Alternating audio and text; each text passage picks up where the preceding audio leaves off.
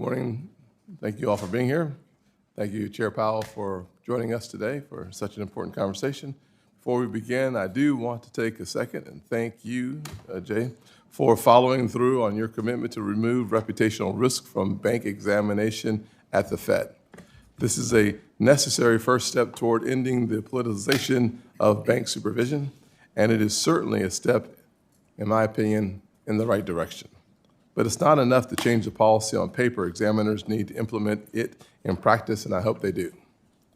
I will say I was actually a little surprised when we were talking on Monday that you didn't bring it up during that conversation, since it happened a few minutes later, but it was good to see nonetheless. The Fed plays a central role in the health of our economy and the stability of our financial system.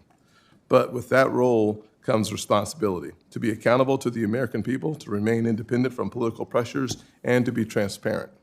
Unfortunately, over the past few years, many Americans have lost confidence in the Federal Reserve. Since 2021, American families have endured persistent inflation, rising interest rates, and a tightening squeeze on their wallets. A college student trying to cover tuition and food with a part-time job is finding that everything costs so much more, while credit costs have doubled. A senior citizen trying to downsize is watching mortgage rates skyrocket and fixed incomes fall behind. Yet during this time of hardship, the Fed has spent billions on lavish renovations to its DC offices. We're talking about rooftop terraces, custom elevators that open into VIP dining rooms, white marble finishes, and even a private art collection. All this costing $2.5 billion, a 32% increase from the original $1.9 billion price tag at a time when the Fed hasn't turned a profit since 2022. We can all agree that updating aging infrastructure is a legitimate need. But when senior citizens can barely afford Formica countertops, it sends the wrong message to spend public money on luxury upgrades that feel more like they belong in the Palace of Versailles than a public institution. At the same time, the Fed's role as an independent, apolitical institution is being questioned. The central bank joined a global organization to green the financial system under the leadership of President Biden, and only to exit it as soon as President Trump took office. That's not neutrality, that's drifting. Now let's turn to supervision at the Fed, which at times is unduly burdensome. The Fed must right-size the regulatory framework for banks to eliminate unnecessary burdens, especially community banks. I'm encouraged that the Fed is taking important first steps on capital, and I look forward to seeing what comes from the board's meetings today on revisions to supplementary leverage ratio standards. But more work needs to be done to ensure capital rules don't choke off access to credit for entrepreneurs and working families. That's why I want to underscore the importance of empowering the newly confirmed Vice Chair of Supervision, Governor Michelle Bowman. Governor Bowman has been a consistent voice for transparency, accountability, and just a plain old-fashioned sanity. I expect her to lead on reform at the Fed, and I expect you as chairman to afford her the same stature as her predecessors. I look forward to hearing from you and your testimony. Ranking Member Warren, you are now recognized. Thank you very much, Mr. Chairman. When he ran for president, Donald Trump repeatedly promised to lower costs on day one. Those were his words. But since Trump became president, families have been more financially stressed than ever. Since January, consumer sentiment has plummeted. Since January, household debt and delinquencies continue to climb. Since January, workers' worries over layoffs have climbed. Since January, businesses big and small have been paralyzed by uncertainty, and they have hit the brakes on investments and hiring. The cause of these problems has been the chaos caused by one person, President Trump. Chaotic trade policies, massive cuts to families' health care coverage to fund tax giveaways to the wealthy, and wholesale deregulation of our financial system that will unleash fraudsters and con men on the middle class. First, trade. Trump continues to play his lose-lose game of red light, green light on tariffs. When this administration slaps tariffs on everything from food to clothing to electronics, working families pay the price. This is bad for the middle class and bad for Main Street. Tariffs like these mean higher prices on essentials for consumers and small businesses, while large corporations and the wealthy find ways to shield themselves from the impact. Second, tax cuts for the wealthy. Trump's one big, beautiful bill that Republicans are jamming through Congress represents one of the largest transfers of wealth from working people to millionaires and billionaires in American history. How are Trump and Republicans paying for part of this $4 trillion in tax giveaways to billionaires? Well, by kicking 16 million people off their health care coverage, cutting food assistance for more than 2 million children, and raising monthly student loan payments for millions of borrowers just after delinquencies have skyrocketed. In addition to raising costs for lower and middle class Americans and taking money right out of their pockets, this bill will also choke economic growth. This isn't tax policy, it's economic warfare against the American people. And even when they throw 16 million people off their health care, the Republicans still can't pay for the lavish tax giveaways to billionaires. So instead of just saying that billionaires and billionaire corporations should just pay a little more in taxes, they put the costs of those billionaire tax cuts on the nation's credit card, the national debt. The Republicans plan to run up the national debt by another $4.2 trillion and expect our children and our grandchildren to pay for it. And finally, deregulation. This administration is systematically dismantling the safeguards that policymakers put in place after the 2008 financial crash to prevent Wall Street from creating another crisis. Less than 2 weeks ago, the Fed board decided to lift Wells Fargo's asset cap. You couldn't even wait until Wells managed to make it one whole year without being caught in a major financial scandal. In just the past 6 months, Wells has been caught and confessed to cheating its customers, cheating its investors, and cheating its workers, the trifecta. For the Fed to give them a gold star and tell Wells it's okay to expand the number of customers, investors, and employees that it can cheat is an outrageous giveaway to one of Wall Street's most derelict banks. And today, you will leave this hearing and go directly to a meeting where the Fed is expected to vote to lower capital requirements for JP Morgan, Goldman Sachs, and the other too-big-to-fail banks.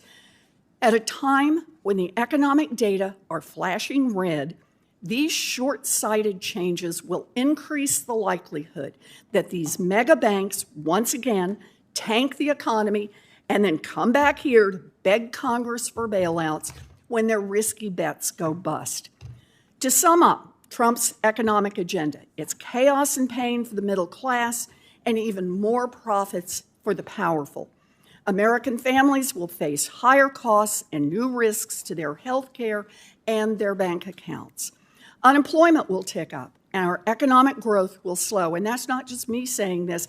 It is exactly what the Fed's latest economic projections indicate.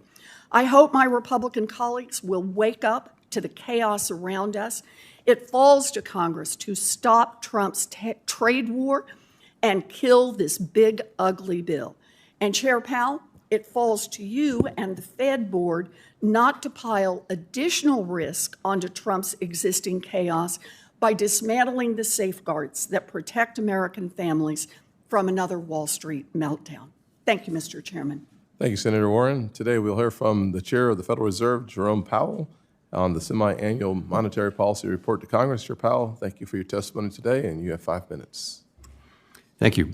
Chairman Scott, Ranking Member Warren, and other members of the committee, I appreciate the opportunity to present the Federal Reserve's semi-annual monetary policy report. The Federal Reserve remains squarely focused on achieving our dual mandate goals of maximum employment and stable prices for the benefit of the American people. Despite elevated uncertainty, the economy is in a solid position. The unemployment rate remains low, and the labor market is at or near maximum employment. Inflation has come down a great deal, but has been running somewhat above our 2% longer-run objective, and we are attentive to the risks to both sides of our dual mandate. I will review the current economic situation before turning to monetary policy. Incoming data suggests that the economy remains solid. Following growth of 2.5% last year, GDP was reported to have edged down in the first quarter, reflecting swings in net exports that were driven by businesses bringing in imports ahead of potential tariffs. This unusual swing has complicated GDP measurement. Private domestic final purchases, or PDFP, which excludes net exports, inventory investment, and government spending, grew at a solid 2.5% rate. Within PDFP, growth of consumer spending moderated, while investment in equipment and intangibles rebounded from weakness in the fourth quarter. Surveys of households and businesses, however, report a decline in sentiment over recent months and elevated uncertainty about the economic outlook, largely reflecting trade policy concerns. It remains to be seen how these developments might affect future spending and investment. In the labor market, conditions have remained solid. Payroll job gains averaged a moderate 124,000 per month in the first 5 months of the year. The unemployment rate at 4.2% in May remains low and has stayed in a narrow range for the past year. Wage growth has continued to moderate while still outpacing inflation. Overall, a wide set of indicators suggests that conditions in the labor market are broadly in balance and consistent with maximum employment. The labor market is not a source of significant inflationary pressures. The strong labor market conditions in recent years have helped narrow long-standing disparities in employment and earnings across demographic groups. Inflation has eased significantly from its highs in mid-2022, but remains somewhat elevated relative to our 2% longer-run goal. Estimates based on the Consumer Price Index and other data indicate that total PCE in prices rose 2.3% over the 12 months ending in May, and that, excluding the volatile food and energy categories, core PCE prices rose 2.6%. Near-term measures of inflation expectations have moved up over recent months, as reflected in both market and survey-based measures. Respondents to surveys of consumers, businesses, and professional forecasters point to tariffs as a driving factor. Beyond the next year or so, however, most measures of longer-term expectations remain consistent with our 2% inflation goal. Our monetary policy actions are guided by our dual mandate to promote maximum employment and stable prices for the American people. With the labor market at or near maximum employment and inflation remaining somewhat elevated, the Federal Open Market Committee has maintained the target range for the federal funds rate at 4.25% to 4.5% since the beginning of the year. We have also continued to reduce our holdings of Treasury and agency mortgage-backed securities, and beginning in April, further slowed the pace of this decline to facilitate a smooth transition to ample reserve balances. We will continue to determine the appropriate stance of monetary policy based on the incoming data, the evolving outlook, and the balance of risks. Policy changes continue to evolve, and their effects on the economy remain uncertain. The effects of tariffs will depend, among other things, on their ultimate level. Expectations of that level, and thus of the related economic effects, reached a peak in April and have since declined. Even so, increases in tariffs this year are likely to push up prices and weigh on economic activity. The effects on inflation could be short-lived, reflecting a one-time shift in the price level. It is also possible that the inflationary effects could instead be more persistent. Avoiding that outcome will depend on the size of the tariff effects, on how long it takes for them to pass through fully into prices, and ultimately on keeping longer-term inflation expectations well anchored. The FOMC's obligation is to keep longer-term inflation expectations well anchored and to prevent a one-time increase in the price level from becoming an ongoing inflation problem. As we act to meet that obligation, we will balance our maximum employment and price stability mandates, keeping in mind that without price stability, we cannot achieve the long periods of strong labor market conditions that benefit all Americans. For the time being, we are well positioned to wait to learn more about the likely course of the economy before considering any adjustments to our policy rate. To conclude, we understand that our actions affect communities, families, and businesses across the country. Everything we do is in service to our public mission. we at the Fed will do everything we can to achieve our maximum employment and price stability goals. Thank you. I look forward to your questions. Thank you. Now, I'll be keeping us to a pretty strict 5 minutes, as we have a lot of senators who want to and deserve time with the chair of the Fed. So, Senator Rounds, we'll start with you. Thank you, Mr. Chairman, for the courtesy. Chairman Powell, first of all, let me just touch base on, I'm just curious, a couple of items almost of housekeeping nature. With regard to Wells Fargo, was that asset cap and removing it, that was a unanimous vote by all 7 Fed governors, as I recall? Yes, it was. Okay, thank you. I really appreciated the chairman bringing up the fact that you have identified reputational risk and have addressed it. I think that was a really important item for the Fed to do, following up on both the OCC and the FDIC's actions. As you know, past Fed materials like the Supervision and Regulation report often embedded reputational risk within the management component of the CAMELS rating system without clear metrics or accountability. That kind of ambiguity can chill lawful activity and distract from your core mission, monitoring capital, liquidity, and operational resilience. Now that the Fed is moving toward a more objective and disciplined approach to supervision, how will you make sure that this change is fully implemented at the examiner level? And more broadly, what other regulatory updates can we expect? So on following through on supervision, Vice Chair for Supervision Bowman actually brings an unusual background to this work, and that is that she's a former supervisor.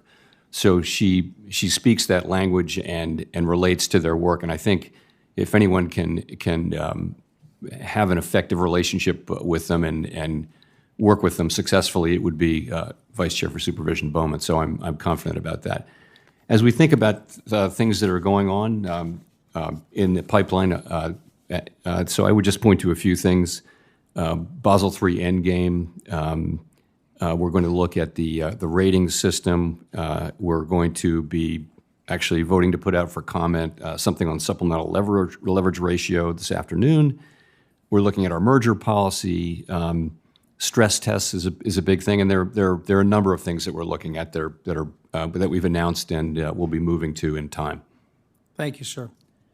The payment of interest on reserves has become a central pillar of the Fed's post-crisis monetary policy framework. Since the transition away from the pre-2008 scarcity model, where reserves were tightly managed to influence the federal funds rate, the Fed has relied on an ample reserves regime using administered rates like interest on reserves to maintain control over the short-term rates. As of February 2025, nearly 19% of the $18 trillion in bank assets were effectively loans to the Federal Reserve earning interest. Given this structural shift, how feasible would it be for the Fed to return to a scarcity-based framework where reserves earn little or no interest? And if interest on reserves were eliminated, what would be the impact that would have on the Fed's ability to unwind its balance sheet and manage policy rates? So we're in an ample reserve framework now, and that's a good thing. That's a result of the global financial crisis and the desire to have lots and lots of liquidity and large liquidity requirements for our largest banks in particular. So that's a good thing, and that enables banks to keep lending through stress and that kind of thing. If you were to want to go back to a scarce reserves, it would be a long and bumpy and volatile road. I wouldn't recommend that we undertake that road. It would not save any money. There's an illusion that it would save money. That is not the case.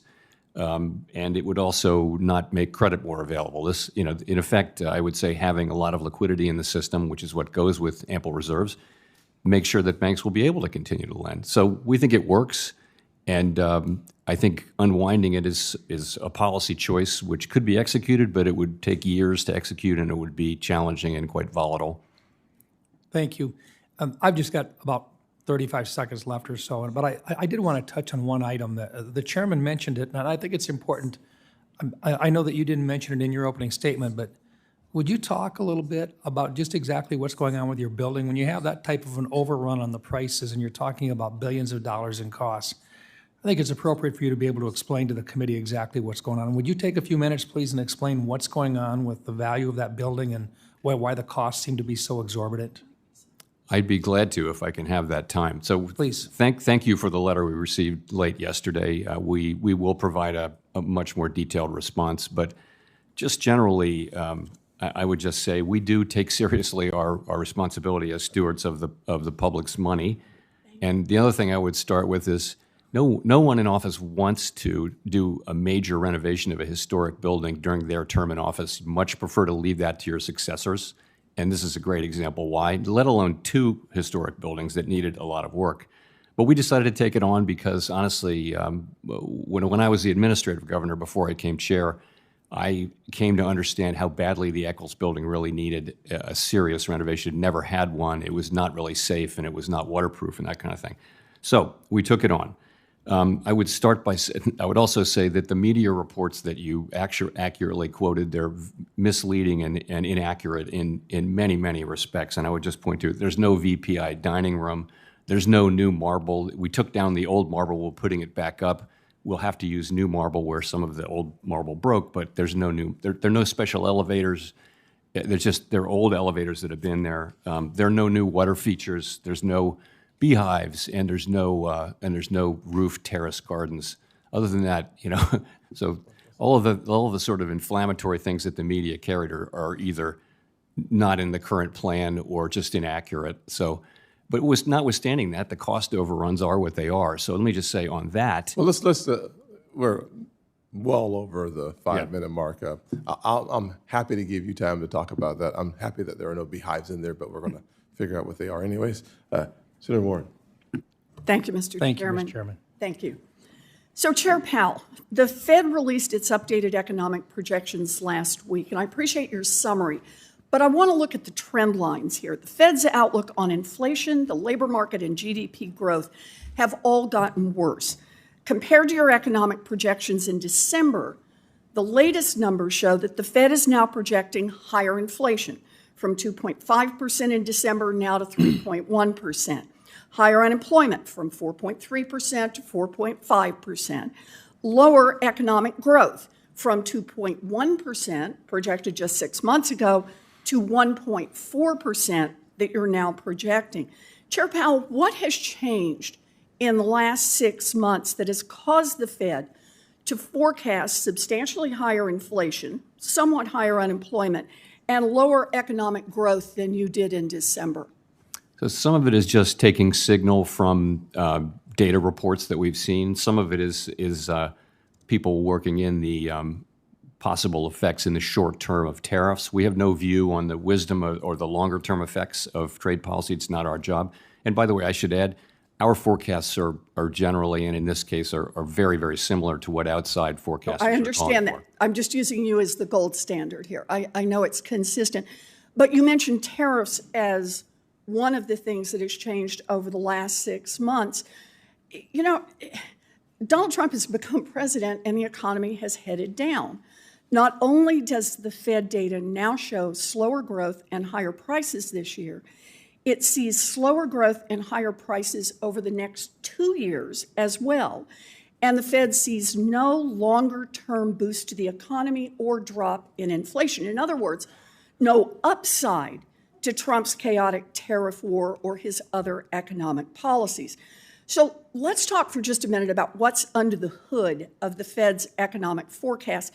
Chair Powell, I know a lot of different factors influence the trajectory of interest rates. Is one of those factors how quickly the federal debt grows relative to the growth in the economy? Not directly, no. We don't look at that as a factor that helps us set monetary policy. So you're not watching the ratio between the amount of the federal debt and the growth in the economy? No. How fast the debt is growing and how fast the economy is growing? I think I have quotes from you saying last year, quote, we don't need to pay the debt down. We don't need to balance the budget. We just need the economy to grow faster than the debt. Are you saying something different from that now? No, when asked and pressed, I pretty much always say the same thing as my predecessors, which is that we're on an unsustainable path. I would not say, though, that I will say this, we do not look at federal financial policy and deficits as something that affects our month-to-month monetary policy decisions. I'm trying to get the overall projection of what happens in the economy. So, for example, I think you have made the point that if we spend on things like childcare that can boost labor participation and GDP, that may be a time when you offset the debt that you incur to do that. But if there aren't investments like that and we are simply running up the debt, what's the impact of increasing the national debt? So I understand that you don't comment on fiscal policy, but it does affect your job, which is keeping inflation under control and also maximizing employment. If certain policies would materially drive up the national debt and increase the debt to GDP ratio over time, could that make it more likely that we would see inflation, all else being equal? I mean, theoretically, sure, fiscal policy can add to inflation, but that's, again, that's really not something we comment on. We try to stay away from fiscal policy. I understand you don't comment on it, but I do appreciate your acknowledgement of the math here. You know, the Joint Committee on Taxation projects the one big, beautiful bill would increase federal deficits by $4.2 trillion. According to analysis by the Congressional Budget Office and the Yale Budget Lab, the bill raises the debt to GDP by 24 percentage points. It slows economic growth, it increases inflation, and it reduces real wages. So two of Trump's signature policies, his tariffs and his tax bill, will increase costs for American families. When America borrows money, it should be for investments that Americans need, like investments in childcare or housing or healthcare that would actually boost economic growth and lower costs. America should not take away healthcare from millions of people who need it and then borrow trillions of dollars just so that a handful of billionaires and giant corporations can get even richer. Thank you, Mr. Chairman. Yes, ma'am. Chair, banks are facing a record number of regulations. Small community banks are especially burdened by compliance costs. Bank capital requirements should also be appropriately calibrated so banks are not forced to park capital on the sidelines, limiting access to capital for Americans and small businesses. I was pleased to see that the Fed is looking to reform the supplementary leverage ratio. The SLR is supposed to act as a backstop to risk-based capital requirements, but too often the SLR acts as a binding requirement for U.S. banks. Would you agree that adjusting the SLR would free up capital for banks to invest more in treasury markets and other low-risk assets that would be beneficial to families and businesses across the country? I would agree, yes. Do you agree with Vice Chair Supervision Bowman recently acknowledged that regulators tend to review individual elements of the capital framework in isolation without considering whether proposed changes are sensible in the aggregate and contribute to a capital framework in which all components work together effectively? Do you agree with her assessment, and how are you looking at the capital framework holistically to ensure that the Fed is not stifling economic growth? Well, we're looking at basically the two big pieces now are Basel III and the leverage ratio. And I'm pretty confident we'll move on both of those in the relatively near future.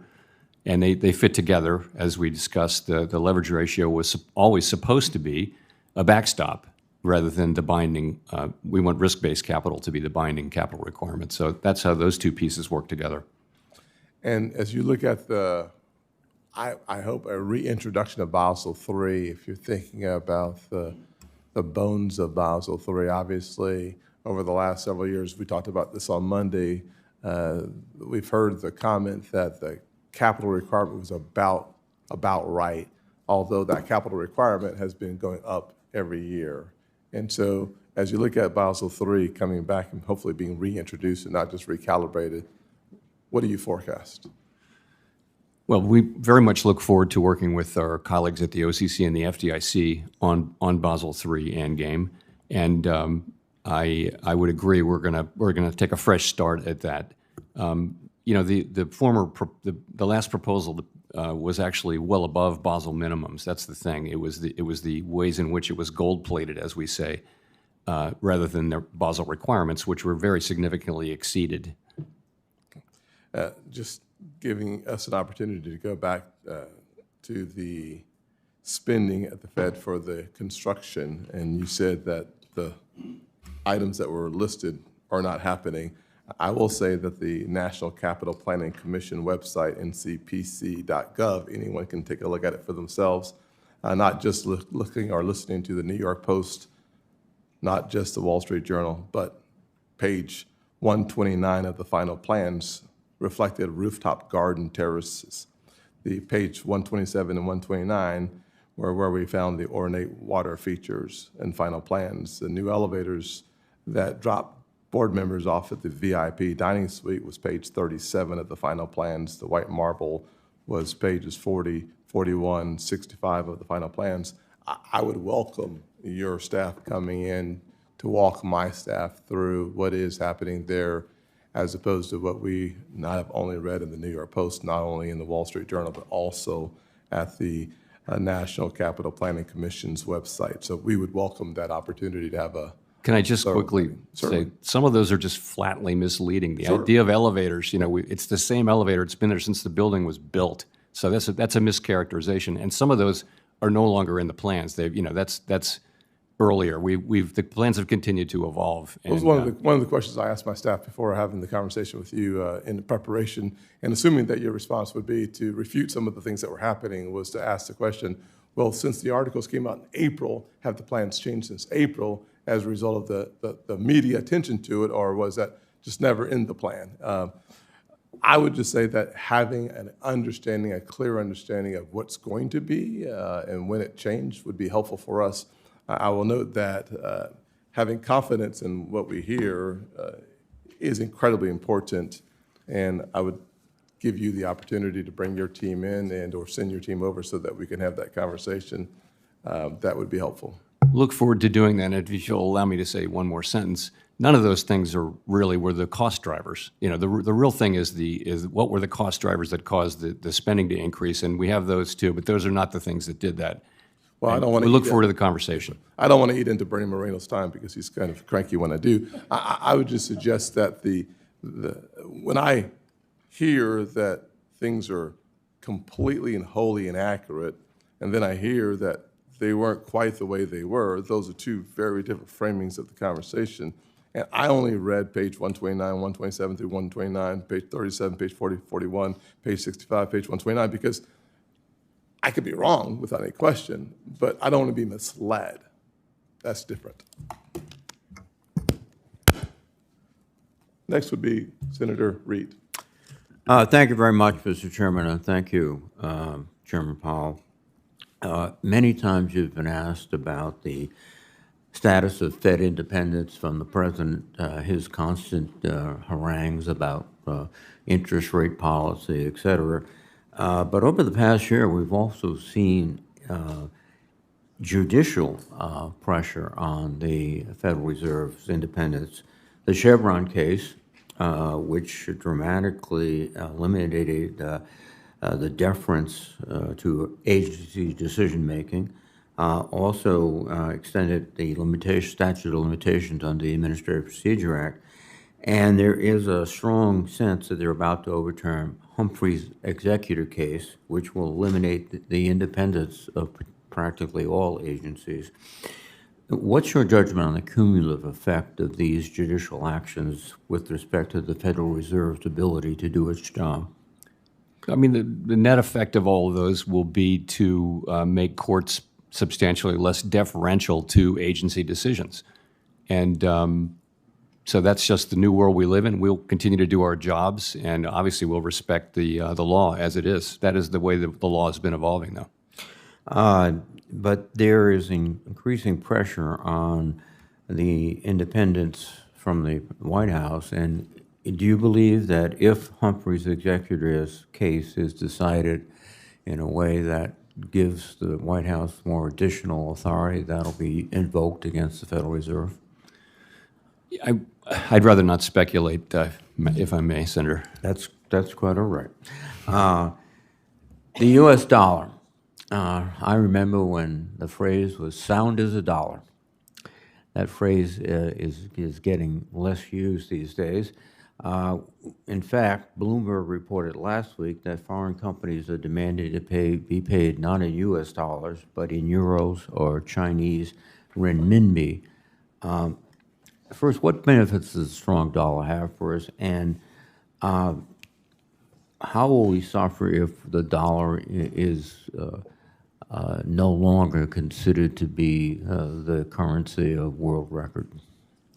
So there are enormous benefits to having the dollar be the most important reserve currency in the world. It remains such, and for very long standing and continuing reasons, which is, our rule of law, our democratic institutions, our commitment to price stability, our open capital markets. All of those things remain intact, and I think being the reserve currency doesn't last forever, but it's quite a durable equilibrium, and I suspect that we will be the world's reserve currency for a long time to come.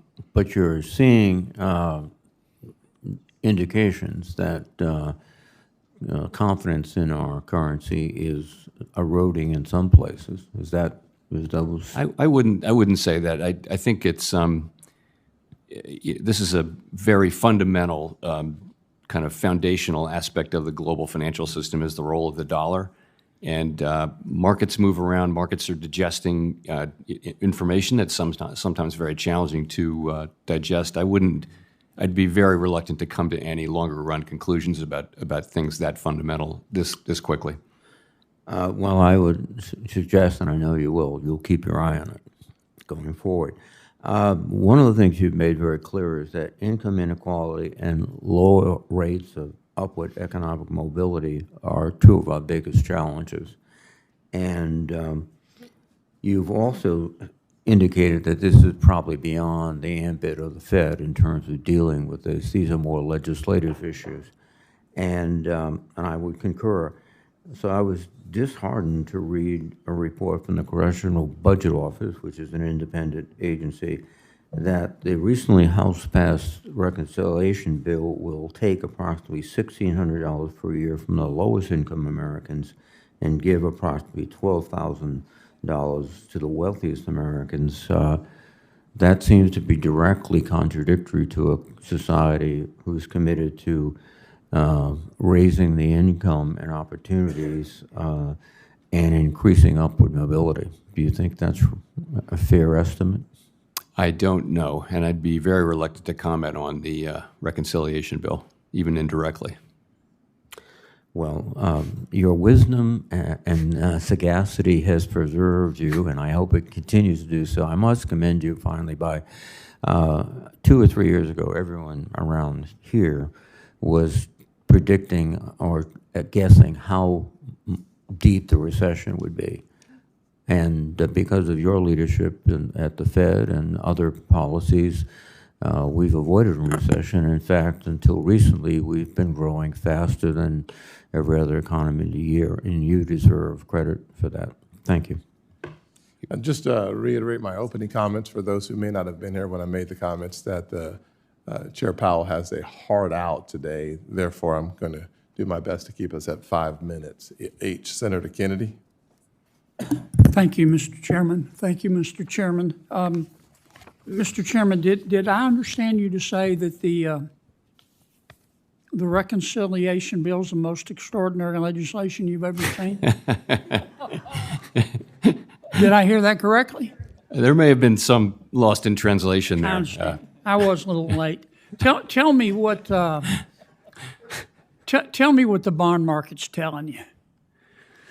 Bond market's fine now, functioning well. It's pricing, it's reacting to economic news. There's adequate liquidity. Rates have come down pretty significantly from where they were a couple months ago. So I think I think inflation expectations have come down a bit from April, and in general, the bond market is is functioning well. Okay.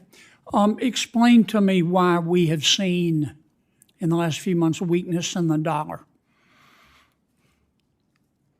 That's a great question. And of course, the Treasury Department is responsible for the role of the dollar.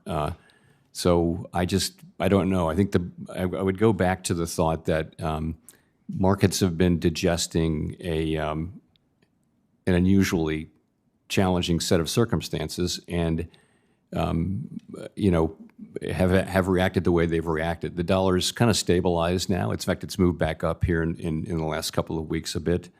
And there are plenty of people who are still writing that the dollar is still overvalued. We don't have a view on that, of course, but I wouldn't really have an opinion on exactly why it is where it is. Well, clearly there's a lot of geopolitical risk right now, which would lead one to conclude, all things being equal, that people would be flocking to the dollar and it would be stronger. Well, you have seen some of that here in the last few days, but again, I don't really have an official view I'd like to share on that. I think there are possible explanations, multiple possible explanations. Again, one of which is that some people still feel the dollar is highly valued. Yeah. But we'll see. I want to talk for a few minutes about tariffs and inflation. What does history tell us about tariffs and its impact on inflation or deflation? So the thing is, we've been through a long period in which tariffs were going down. Remember, since World War II, really, it's been a process of lowering tariffs globally. So there just isn't a lot of modern learning on that. I think people look at the incidence of tariffs during the president's first term, but those were like 1/6 the size of what's people are estimating now. And they do find some effects on inflation. But remember, in 2019, when those tariffs were put into place, the economy was slowing. We actually cut rates 3 times. Inflation was running at 1.5%. So it was a very different time. This is different. I think one of the reasons why it's so challenging is that there really isn't a modern precedent. Yeah. And I think we have to be humble about our estimates. And we are very open to the possibility that transmission through into inflation will be less than we think, or maybe more than we think, which is why we're in a position of wanting to take our time and make a smart decision as we see how this unfolds. Well, obviously the size of the tariffs makes a difference, does it not? It does. And we don't know yet the size of the tariffs. We don't. And we don't have a view on any of the merits at all. That's not our job. Our job is inflation, as you know, and maximum employment. Will it also matter? Let's assume that there is upward price pressure. Would it matter how much businesses decide to pass on versus just eat? Does that make sense? Yes, that matters. That is what matters. The question is, who's going to pay for the tariffs? Originally, it's the importer, but it gets passed along through the distribution chain to some extent to the consumer. The ultimate question of it is how much of it does show up in inflation. And honestly, it's very hard to predict that in advance. So we're watching to see, what shows up in measured inflation. If the president's trade negotiators pursue reciprocity, which I define as both sides reducing, in a quid pro quo, reducing tariffs and trade barriers as much as possible. Ideally, in a perfect world, we would end up with 2 sides with 0 tariffs and 0 trade barriers. Would that be inflationary? No, not at all. That would cause the economy to roar, wouldn't it? I think it would be. Yeah. Okay. Thank you, Mr. Chairman. I appreciate your endorsement, Mr. Chairman, of the reconciliation bill. Senator Warner. Thank you, Mr. Chairman. Funny, Senator Kennedy, I didn't interpret his comments that same way.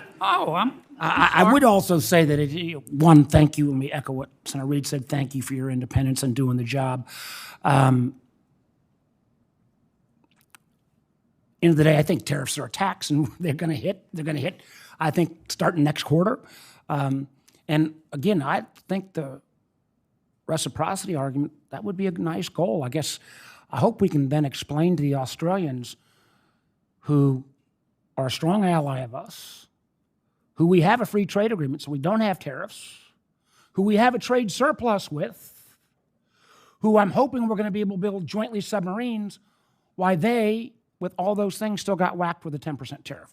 Doesn't seem rational or logical to me. But let me get to, I've been very concerned about some of the Trump administration's, I think, mismanagement of the federal workforce. I can tell you some of the DOGE approach in the national security and intel world. Cuts are having dramatic effects. But today I want to mention something that, frankly, doesn't get a lot of attention, a very small entity, the Bureau of Labor Statistics.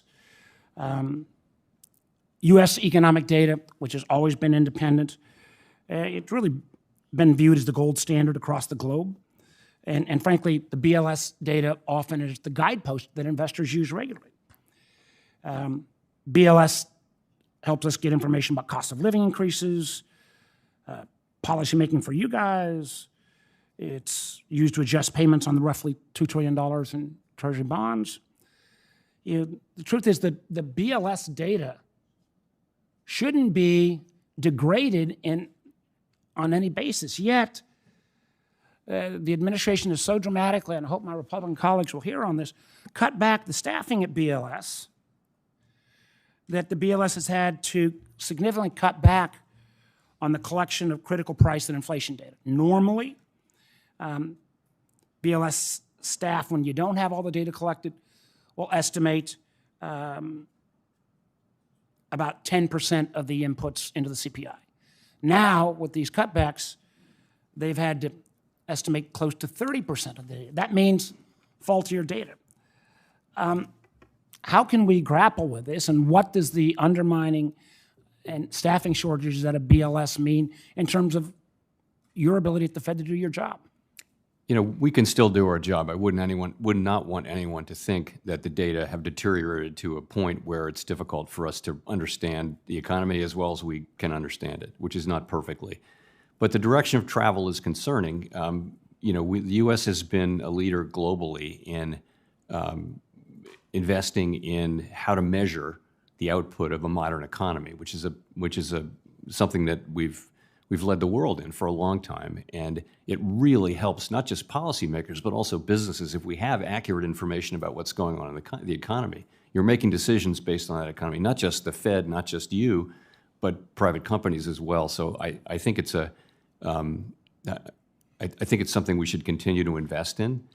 And I don't like to see any deterioration in the public data, which has been the gold standard. The BLS, Bureau of Labor Statistics, and others have really been the bedrock that people really do look to as solid data that tell us what's and these happening people in the economy. who do collect this input, who do some of this analysis, they are experts. They are not fungible. You fired one and hire another. I mean, there's an expertise here that has been, I think, being undermined. And again, you just look at the fact that if you have to do your estimates, move it from about 10% estimate to a 30% estimate, that is not good for the markets. Let me move to one other topic in my last minute. Stress tests, really important. Those of us who are involved in Dodd-Frank, really important as we try to particularly think about the most significant banks. But there has been concern, I've shared some of this concern, that the stress test process was so opaque that while the regulators may fully have understood, sometimes the very banks being regulated didn't understand fully the criteria. I know you're taking a look at how we can bring more transparency to the process. When do you think we'll see that, and what kind of changes do you think we'll make? Well, later this year, we've said that we're going to fully disclose the models, and that's the main thing. If you're going to set, it's like the IRS. If you're going to charge people taxes, you have to have the transparency about what that is. It's going to be the same as that. We're going to show how the calculations are made, and we're working on all that right now. We're also going to, we have a proposal out to sort of smooth the results of the test from year to year. So this is something we're working on hard and expect to have important progress later this year when we begin to publish the models. I'm anxious to see it. Thank you, Mr. Chairman. Senator Ricketts. Yes, sir. Thank you, Mr. Chairman. As we were talking about tariffs a little bit earlier, the senator from Virginia talked about Australia. I will point out that Australia has, well, we bought about $28 billion worth of Australian beef, and they've bought exactly 0 of ours. So there's an opportunity to be able to improve that trade relationship. So that's one of the things I hope will come out of the trade negotiations. You will acknowledge there is, though, we actually have a trade We actually have a surplus. trade surplus with Australia, that is correct, but we'd like to sell more beef to them. So that's an opportunity. But one quick question on that, kind of just following up on Senator Kennedy's line of questioning. So if a tariff was put in place and the prices went up, wouldn't that be a one-time event, right? Because after that, it would be baked in. It's just a one-time thing. So it might well be, as I indicated in my opening remarks, it might well be a one-time event, but that isn't a law of nature. You know, we would want to make sure of that. We were more sure of that back in 2018 because we'd had, 40 years of low inflation. Coming off of a global inflation episode where we haven't fully returned to 2%, it's something that's a question we will approach carefully. But if the tariff is only put in once and just maintains the flat rate there, then how could that be inflationary in the second year? Well, because it could be a process of many years. I mean, that's a couple of things are. One is if it comes in quickly and it's over and done, then yes, very likely it's a one-time thing, like an oil shock, a one-time oil shock where the price comes back down, it goes through the system. It doesn't raise inflation, just raises prices once. But if you have a process that goes on multiple shocks for years, for example, or if the shocks are very large, that kind of thing. And I think, again, we have to be conscious of the current situation, which is people haven't seen 2% flat inflation for some years now, and it's different from what it was in 2018 when we had tariffs earlier, when we actually cut rates. Mm-hmm. So I'm not saying we're not reacting at all to this. It's a risk we feel like as the people who are supposed to keep stable prices for the benefit of the American people, we need to manage that risk too. That's all we're doing. We're not deciding what to do yet. Yeah. So if Senator Warner's comment that a tariff is a tax, would that imply that then taxes could be inflationary as well? No. So what's the difference between a tax and a tariff then? Or do you disagree with Senator Warner's characterization that tariffs are not taxes? I wouldn't disagree with that, but it's not the language I use. Look, this is, as I say, one time could be the base case, but in a situation like this where the process could go on for a long time, where the effects could be large or small, it's just something you want to approach carefully in a world where inflation is not back to 2%. And that's our job. If we make a mistake here, people will pay the cost for a long time. And so we're just approaching the question carefully. That's all we're doing. You know that, a majority of my committee has said that they do expect to cut rates between now and the end of the year in the remaining 4 meetings. So it's not that we're, taking a strong view that it will be inflation and not a one-time cost increase. It's just that we're going to take a careful approach to that very critical question. Well, let me switch gears on you a little bit. Communist China is our single greatest threat to America's national security and financial independence. Now more than ever, the U.S. must ensure security of our financial systems against Communist China's malign influence. And in 2022, Senate Homeland Security and Government Affairs Committee released a report identifying efforts by Communist China operatives to infiltrate the Federal Reserve System. The report contained real-life examples of Communist China's attempts and tactics used to target Federal Reserve officials. In late January, a former senior advisor to the Federal Reserve was arrested on charges that he conspired to steal Federal Reserve trade secrets to benefit and advance Communist China's interests. This Wall Street Journal article from May 2025 details the potential ramifications of his actions. The kind of data and trade secrets that this Federal Reserve employee shared could allow Communist China to manipulate the U.S. market and gain advanced knowledge of changes to the federal funds rate. It could provide Communist China with an advantage when selling or buying U.S. bonds and securities. Chairman, has the Fed Reserve made any changes to strengthen its internal counterintelligence and security protocols since the development of these incidents? So that's an incident, and I would say we take it very seriously. We have quite elaborate and serious and strict provisions around staff access to information, serious protections for confidential information. We have background checks. We have annual training. We have many of those things. I don't know that we've made any fundamental changes, but we're certainly, sorry, very sorry to see something like this having taken place. We're certainly looking at the protections we have in place. Great. Well, I have another question, and we'll just submit as a QFR, but I know the chairman said you've got a heart out, so I'll go ahead and yield back my time. Thank you, Mr. Chairman. Thank you. Senator Van Hollen? Thank you, Mr. Chairman and Chairman Powell. Good to see you. I want to start by acknowledging the continued uptake of the FedNow real payment system. I know I've raised the development and rollout of that system with you in many, many hearings over many years. We're now about 2 years after launch. I want to continue to work with you and your colleagues to encourage expanded adoption of the capability and capacity so that customers have real-time access to their money. So I just ask that we continue to work on that together. You agree? I do. I thought you might. Thank you. So I want to ask you about the student loan situation in the country. And you've talked about this in the past, and you've talked about how it can be a drag on the economy, especially when it gets to be very high in terms of balances that cannot be paid. According to the New York Fed, student loan balances grew by $16 billion to reach $1.63 trillion in the first quarter of this year. Data shows an uptick in the student loan delinquency rate overall, the age of delinquent borrowers, and the number of newly delinquent borrowers. The Department of Education, meanwhile, restarted debt collection activities last month. And starting in July, nearly 2 million borrowers could see their wages being garnished. Meanwhile, here in the Senate, President Trump and Republican senators are working to pass this piece of legislation that would limit affordable loan repayment options and make it harder for borrowers to responsibly repay their debt and get back on a path toward financial health.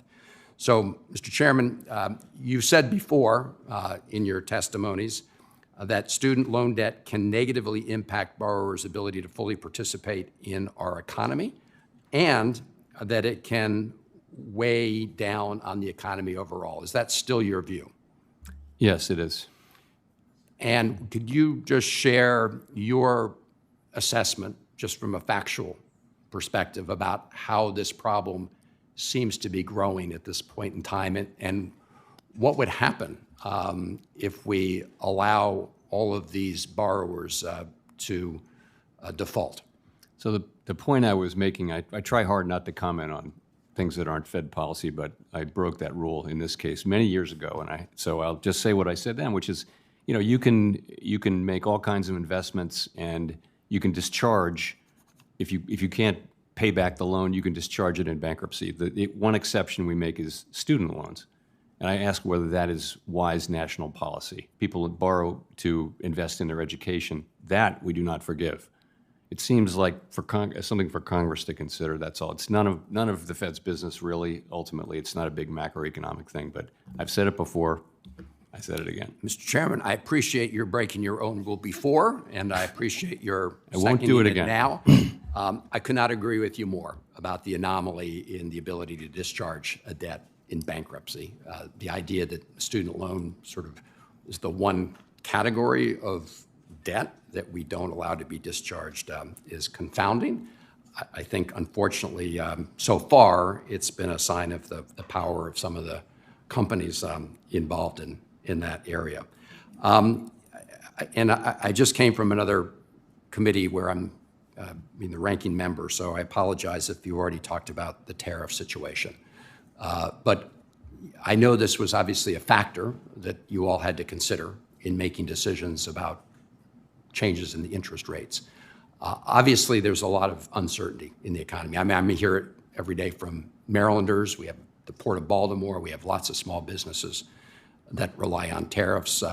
You're an economist. You know that increasing tariffs is like increasing taxes across the board. But can you just speak to the uncertainty component of all of this and how that is weighing on people's decisions? So surveys show very widely that people feel uncertain about the economy, and they do point to tariffs in that answer. I will say, though, that actually peaked back in April and has come down a little bit. And if you talk to businesses, I talked to an unusually large number of business people in the last couple of months, and the feeling is a little better now than it was. They're getting on with it and feeling, I'd say surveys are still showing depressed sentiment, but it's moved up from where it was. I would say, Mr. Chairman, that may be the case at this moment, but we all know that we could wake up any morning and see another tweet, and that could change dramatically. So I appreciate your efforts to try to do what you can to meet your dual objectives at the Fed. Thank you, Mr. Chairman. Yes, sir. Senator Lummis. Thank you, Mr. Chairman, and thanks, Chairman Powell, for being here today. As you know, what always vexes me and has for the last 4.5 years about the Federal Reserve is the bank supervision function as opposed to the monetary policy function. So I'm going to focus on bank supervision. First of all, I do want to thank you and Vice Chair Mickey Bowman for ensuring reputation risk has been removed from the bank supervision process. It was very arbitrarily used by those who were supervising. On January 27th, 2023, I'd call it the high watermark for Operation Choke Point 2.0. The Federal Reserve Board, in coordination with President Biden's White House, executed a coordinated attack to isolate the digital asset industry from the banking system. And while the Fed has taken steps to adopt a more balanced approach to digital assets, which I appreciate, the legacy of January 27th, 2023 remains with us today. So I'd like you to look at this quote. It says, issuing tokens on open, public, and/or decentralized networks or similar systems is highly likely to be inconsistent with safe and sound banking practices. So my first question is, do you recognize this quote? Yes, not super clearly, but yes, I do. Because it's from the Federal Reserve Board's policy statement on Section 913 of the Federal Reserve Act, which was formally adopted by the board on January 27th, 23. So now, Chairman Powell, I want to show you another statement, and I'm sorry if you can't see it clearly, I'll read it to you. It's from the Genius Act, which just passed the Senate by a vote of 68 to 30 last week.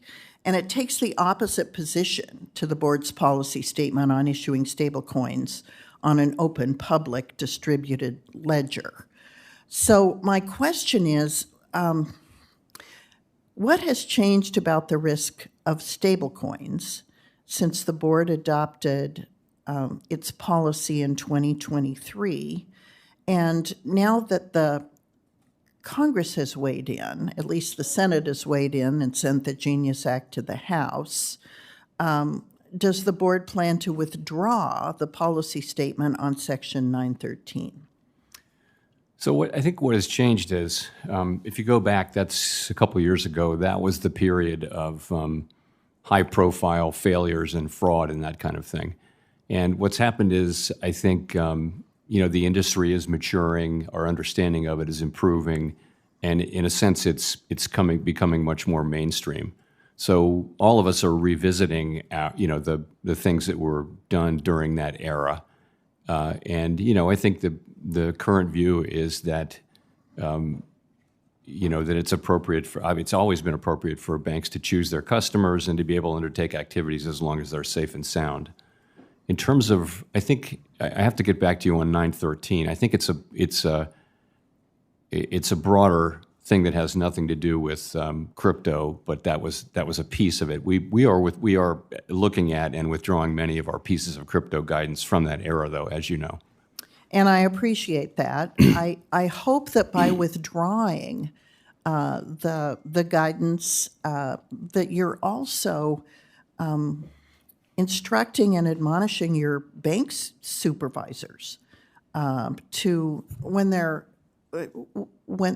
are efforts to regulate banks that provide too much discretion to bank regulators, to pick winners and losers from among the customer lists, the loan portfolios of banks. It's antithetical to the American system of banking. And I do think that there was that kind of discretion unleashed on banks, and it had a negative impact, a real chilling impact on banks as they selected and banked certain industries and then debanked other industries and other people during the last 4 years. So taking the guidance documents and policy statements out is important, but also guiding the people that there are changes now and that they can no longer use their own subjective biases towards DEI and ESG and other things in supervising the banks is also a critical component of bank regulation. I agree completely. And as you know, Vice Chair Bowman is actually a former bank supervisor, so she's very well placed to make that happen. And I realize that she as vice chair is more directly involved in bank supervision. I hope that you will use your role to punctuate the importance of those changes within the bank supervision function at the Fed. We're going to have to move on. Thank you. I'm assuming your answer is yes. Senator Smith. Thank you, Mr. Chair. Good morning, Chair Powell, and welcome to the committee. So, Chair Powell, a few months ago, you issued a warning about the trajectory of our national debt. Speaking at a New York Times event, you said the U.S. federal budget is on an unsustainable path. The debt is not only at an unsustainable level, but the path is unsustainable, and we know that we have to change that. Would you still agree that that is true? Yes, that's the one thing that I would always say, and that my predecessors have said, and that's the kind of the only thing we say about fiscal policy. Exactly. And I would agree with that. At a time when Americans are struggling to figure out how to afford their lives and have low confidence in the economy, to add to the deficit now, as the big, beautiful bill does, just strikes me as unsustainable. Now, I'm not asking you to moderate between Republican and Democratic policy differences on the big, beautiful bill, but would you agree that the big, beautiful bill adds to the deficit based on the data that you've seen? I'm just not going to comment on the reconciliation. Okay. Well, I will just point out to my colleagues that the CBO says that it adds to the deficit. The Joint Committee on Taxation says that it adds to the deficit. The Yale Budget Lab says that it adds to the deficit. The Committee for a Responsible Federal Budget says that it adds to the deficit. The Penn-Wharton budget model says that it adds to the deficit. And even some of my Republican colleagues, Senator Johnson, Senator Paul, say that it adds to the budget. And as Senator Johnson says, it's wrong and immoral. So I appreciate that you won't comment on any of this, but let me just ask you an economic question. Can you talk a bit about what impact a rising deficit has on our goal of lowering costs for Americans, especially in the Trump tariff environment that we are in right now? I'm sorry. What impact does a rising deficit have on our goal of lowering costs for Americans, particularly when we are in this Trump tariff environment, the unpredictability of that? So I think it's likely that when markets are pricing longer-term Treasury securities, there's something baked into that in the market's thinking about interest rates. What should be the appropriate interest rate? But it's hard to unpack that with any precision. These are factors that have lots of interplay between one another. Yes. Yes. And Chair Powell, could you just comment briefly about the potential risks of stagflation, where we have slower growth and higher inflation? I know this is something that the Fed guards against, and could you just comment a bit on the risks of that and what it means for regular Americans trying to afford their lives? So we're not seeing that now. Yeah. It isn't really the base case that that's what we're going to see. But of course, that's a very difficult thing because, a stagnant economy wants more stimulus, but an economy with more inflation wants less stimulus. So it puts the central bank in a hard place. We've warned of it, but it's honestly not something that we're facing or that we expect to face. But it's it's something we're monitoring is what's happening. Thank you.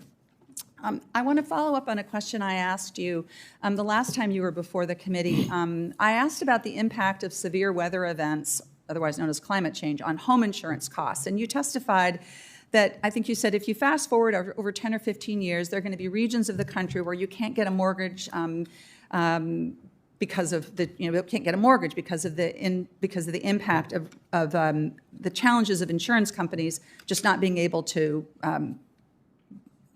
provide that. Since February, when I asked you that question, home insurance rates have continued to climb. A recent analysis about climate risk from First Street found that financial burdens from severe weather are driving up household costs and triggering increased mortgage defaults. Now, it's at about 8% now, but they project that by 2035, 30% of all foreclosure losses would be related to climate impacts, which is pretty stunning. Now, I realize this is a complicated issue because insurance is regulated primarily at the state level, though there are exceptions. Flood insurance and terrorism insurance are exceptions. But I wonder if you would comment on this. I'm thinking a lot about what impact this has on housing costs, which is a big component of inflation and a place where housing costs are rising higher than the general inflation rate right now. Many things are driving up housing costs. That's true. It's of course mortgage rates, but it's also zoning costs and things like this for properties that are near the water. Particularly, for example, we spend some time down in Florida. Property insurance just gets more and more and more expensive, and to the point where it almost makes sense to self-insure, and that's because of just big losses. Companies are just putting that in their models, and they're charging what they need to to charge to make a return. And if they can't get that, then they'll leave that state. So that seems to be what's happening. I know I'm out of time, Mr. Chair. Thank you. You're always polite. So Minnesota nice. gave her 22 seconds. Yes. Thank you, That's why ma'am. they call me the Velvet Hammer, sir. I didn't say that you weren't harsh as well. You was nice when you do it, like just right now. See. Senator Moreno reminded me not to give Tina a compliment in the middle of the back. Chairman Powell, just want to make certain I understand this correctly. Control inflation and maximize employment. That's it. Two things, correct? Yes. So let's take one at a time. Maximize employment. Do you care if every American makes minimum wage or makes a livable wage? Is that something that factors into your thought process? In other words, if we have full employment, but most Americans are on substandard wages, does that change your calculus? Does it change my what? Calculus. Does it? You can't. In other words, is it full employment is full employment? Every American has a job, but they're making minimum wage versus having a family-sustaining wage. Does that matter to the Federal Reserve? It would matter to the country a lot. I'm saying, does it matter to the Federal Reserve when you're making your decision? Honestly, we don't really have the tools to affect that. Right. So it doesn't factor in. Now that's different than us. The people of this country elect us to make certain that their wages are higher than inflation. And by the way, let the records show that real wages are up this year. So we've done that, not the Federal Reserve. Second piece of it is, let's talk about inflation first. Well, we've helped control inflation, which is part of that. We're going to jump right into the inflation conversation. There's different kinds of inflation. There's different causes. There's not witnesses to inflation. There's key actors to inflation. Would you agree? Sure. Okay. So let's talk about the actors. Did you comment during COVID lockdowns that was a bad idea, meaning that you're shutting down the entire economy? It's not a button. I hit the button, you can hear me. It's on and off. COVID wasn't that. We just shut down the economy. Any comments on that? Of course not. Okay, so you didn't comment on that. Vaccine mandates, something that my Democrat colleagues loved. If you don't get the vaccine, you're a terrible human being. You can't go to work. In fact, Joe Biden was overruled by the Supreme Court because he said that if you work in a company with more than 100 employees and you don't get vaccinated, the company has the ability to fire you, unless you prove that you're negative on COVID. That obviously is a supply chain shock, wouldn't you agree? If I'm running an assembly line and now I have to put my people 6 feet apart and Now I have people quitting or not coming to work, or I have to fire them. That's a supply chain shock. Wouldn't you agree?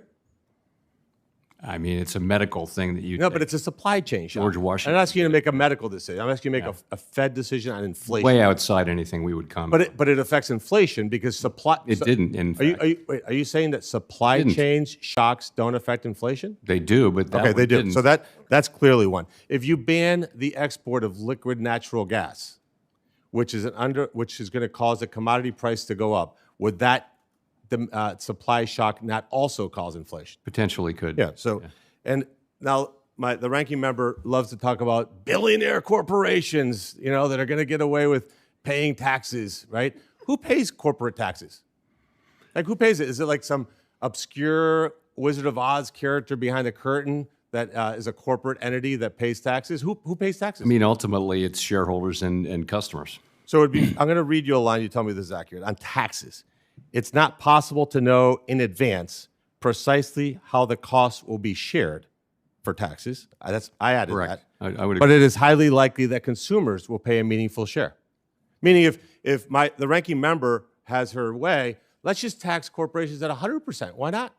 Be fantastic, right? Oh, nobody would want to start a company, but that aside, that cost would be added to consumer products, correct? A tax or a tariff? What are you talking about now?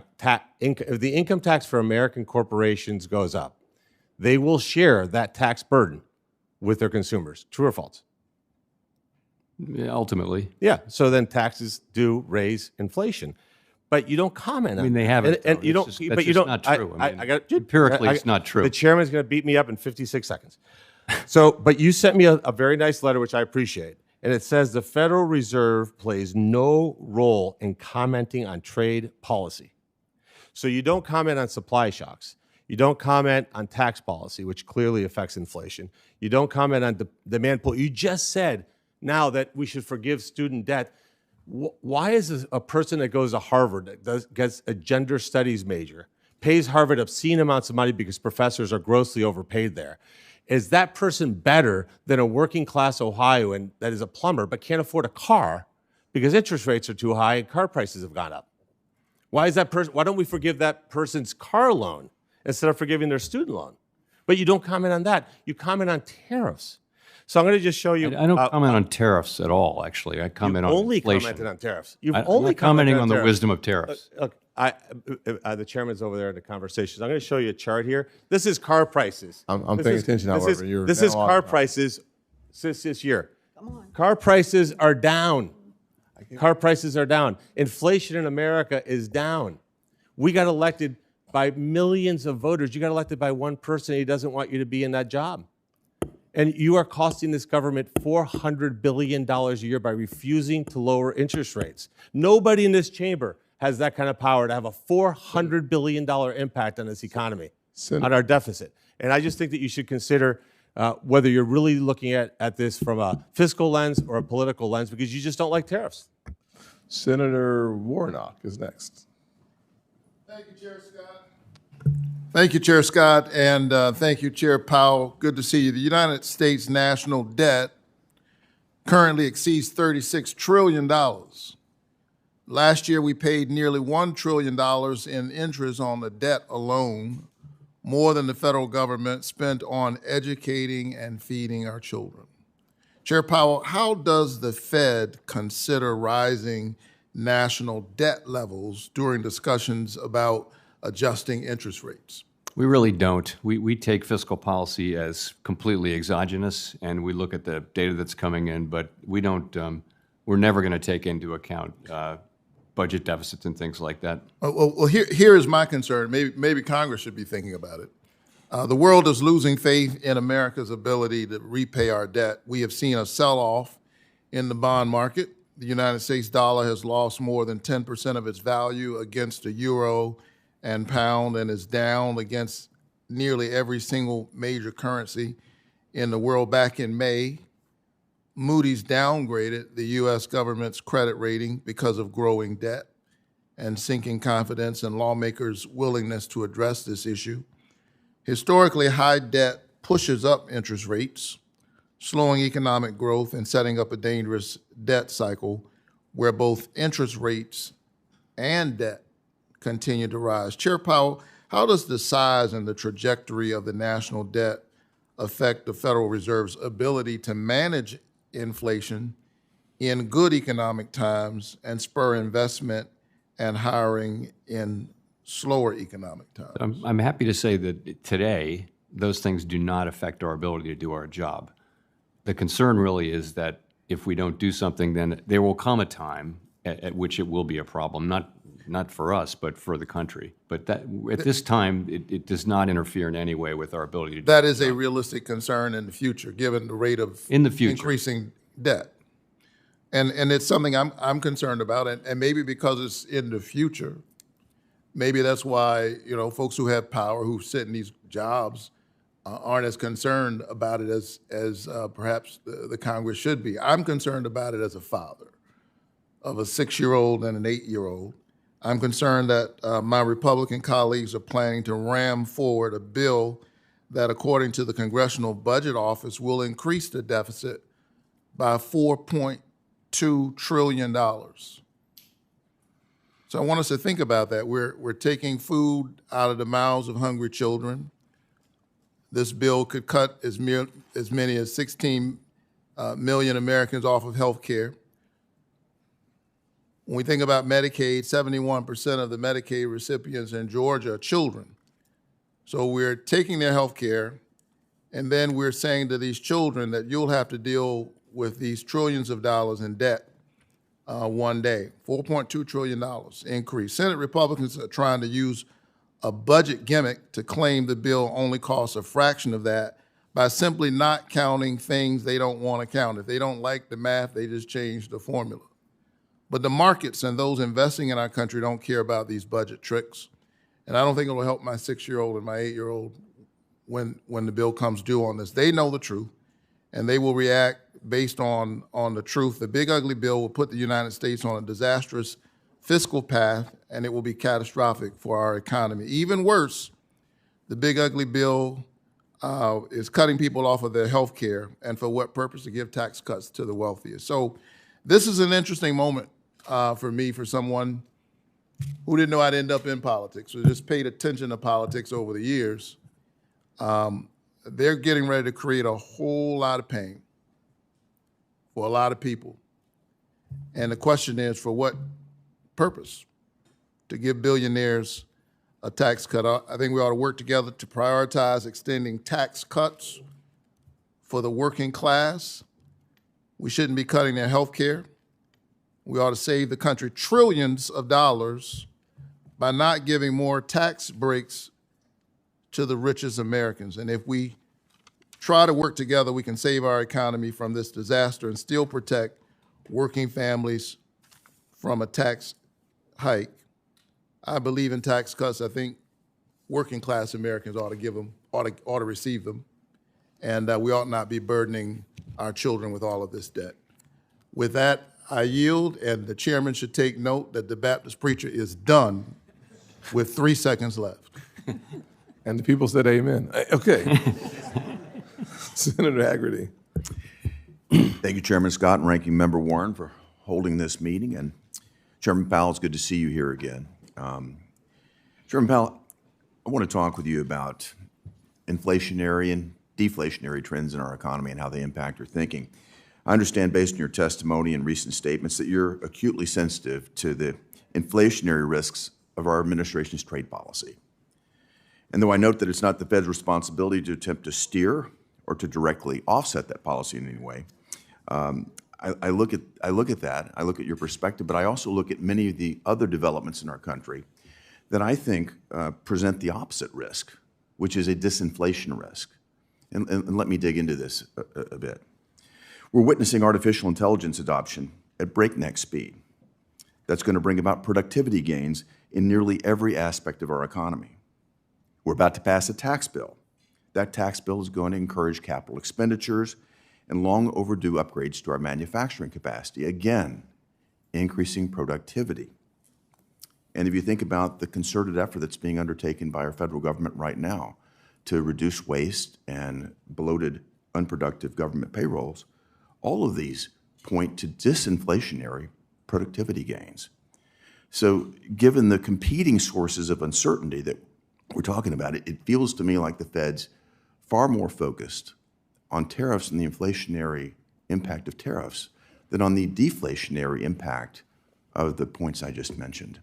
So if uncertainty around tariffs is the primary reason that impacts your thoughts, I mean, how do you counter, how do you bring into account these disinflationary trends that I've just mentioned? So we do look at the overall picture, and that's actually what's been happening is services inflation's been coming down, and that's been covering what we see so far, small increases in goods inflation. I would also mention a factor that you didn't mention on your list, which is regulation, which is an area which could also be over time disinflationary. Yeah. So we get that. I mean, I try to say that it's the broad sweep of policies and the broader economy that matters for inflation. I get asked about tariffs a lot, and that's the one where all forecasters are expecting, a significant increase between now and the end of this year. We don't know how big it's going to be. We don't know when it's going to come, but it's just something that we're waiting to see more information on so we can make a better decision on interest rates. That's all it is. Well, I hear the discussion about not knowing the magnitude and the timing of the trade talks and the resulting tariffs that will ensue. It does seem to me that there's a bias toward viewing this as more inflationary than deflationary. And I'd like to ask you this. If Ambassador Greer is successful at bringing the trade deals together soon and alleviating that uncertainty, what would that do to your perspective on rates? Would that put you in a position to think more aggressively about lowering rates? Yes, potentially it would. I mean, really, it's reducing uncertainty would help, and also just what's going to be the final tariff rate and getting that settled.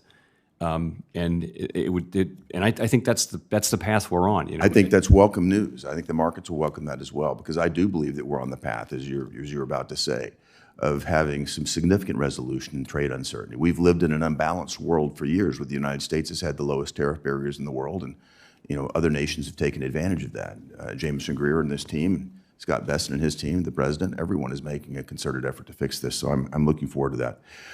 One other area I wanted to touch on, because it's touching close to home, and that is legislation that this committee has just passed out and that we've just passed in the Senate. That's to do with the Genius Act. We just passed it last week, and it provides an urgently needed regulatory framework for payment stablecoins, and it requires that they're backed one-to-one by cash or short-dated U.S. Treasuries. Over the last 5 years, the total value of outstanding stablecoins has increased from approximately $4 billion to over $2 billion today. One market participant has predicted that if a framework like the Genius Act is adopted, total issuance of dollar-pegged stablecoins could reach nearly $4 trillion by the end of the decade. So I wanted to get your perspective again, Mr. Chairman, of what impact would this new source of demand for bills have on the yield curve, and in particular, what impact would it have on short-term rates? So more demand is going to have a tendency to drive down rates. I don't really have a sense of how big that effect would be, of course. And let me just say that it's a great thing that we're making progress toward a stablecoin framework. Thank you, Mr. Chairman. I couldn't agree with you more. The direction clearly is that it's going to drive rates down. I think it's very positive for the economy, positive for our cost of borrowing as a nation. And I appreciate your response there, Mr. Chairman. Thank you very much. For the yes, sir. Senator Cortez Masto. Thank you, Mr. Chairman. Chairman Powell, it's good to see you. Thank you for being here. I want to follow up on a question from Senator Warner about data deterioration. I'm concerned about that as well. That the Trump administration, I'm watching as they've ended dozens of research studies that business and government leaders rely on. So my question to you, are there specific research projects that the Bureau of Labor Statistics provided that they no longer do provide, that the Federal Reserve researchers cannot replicate on their own or through other sources?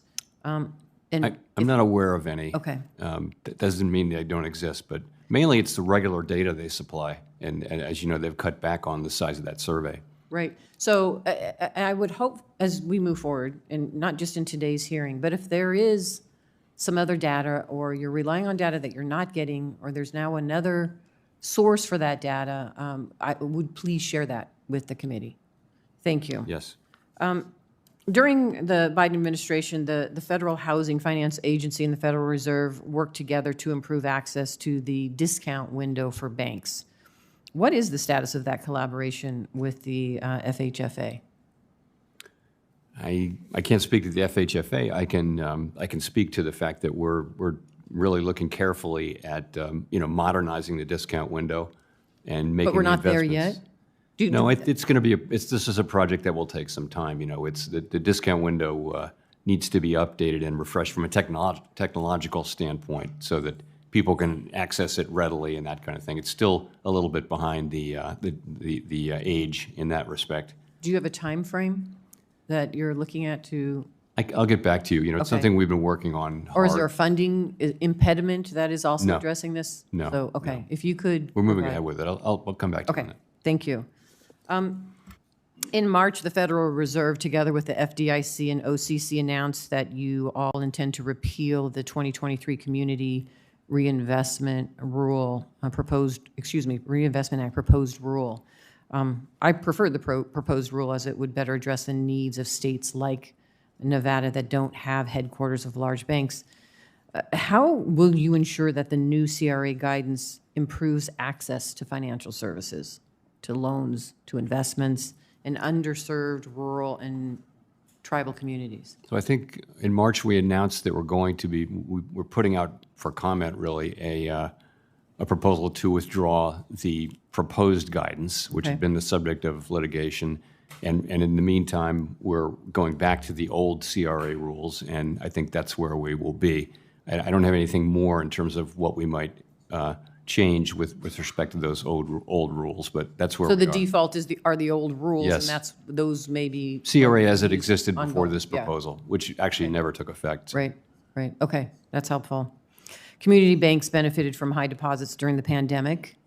Since then, the net interest margin for community banks has fallen. What specific challenges do you see for community banks, if any? Community banks, are very important.